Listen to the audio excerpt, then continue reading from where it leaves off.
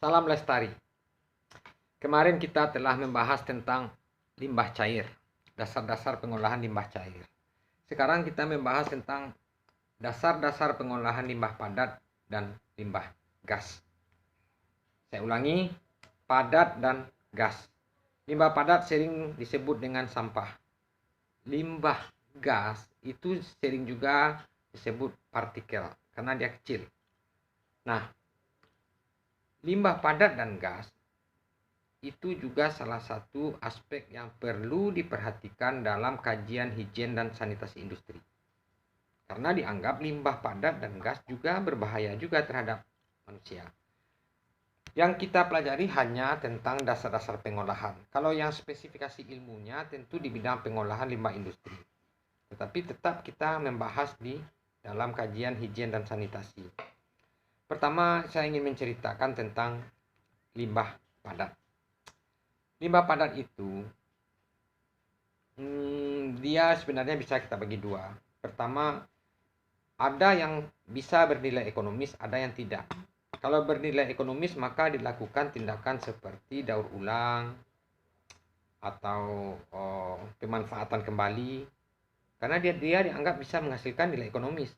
Nah, sekiranya tidak, kalau dia tidak, berarti jalan satu-satunya memang dia itu ditiadakan. Ditiadakan ya caranya misalnya dengan insinerator. Atau misalnya ada namanya itu ditimbun dengan cara sanitary landfill. Nah, itu nanti mungkin di setelah ujian tengah semester akan lebih detail diterangkan oleh Pak Teguh nanti. Lalu penanganan limbah itu yang bisa terurai, misalnya limbah padat yang bisa terurai, bermacam-macam pula langkahnya, dimulai dengan pemisahan, kemudian ada penyusutan ukuran, kemudian ada dengan pengomposan kalau limbah organik. Kalau dia misalnya tidak mempunyai nilai ekonomis, maka ditumpuk pada areal tertentu, lakukan pembakaran, lakukan pembuangan dengan syarat-syarat tertentu. Tidak bisa asal-asal saja. Kalau limbah gas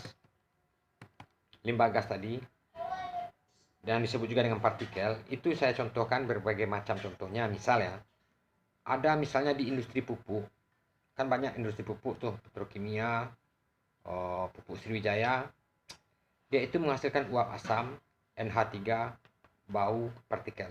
Itu contohnya. Kemudian pada industri pangan ada hidrokarbon, kemudian ada partikel karbon monoksida, H2S, dan uap asam. Kemudian pada tambang itu misalnya hidrokarbon juga, dan ada partikel lain termasuk SOx. SOx ini maksudnya misalnya SO2, SO3. Kalau di industri kimia itu biasanya hidrokarbon, NH3, dan partikel. Kalau pada industri pulp, kertas, itu ada karbon monoksida, NH3. Itu semuanya merupakan limbah gas atau partikel. Nah, itulah beberapa aspek yang menjadi kajian dalam HSI, bahwa dalam dunia industri ada limbah. Limbah itu adalah merupakan bahagian yang perlu diperhatikan karena menyebabkan dampak terhadap manusia dan lingkungan.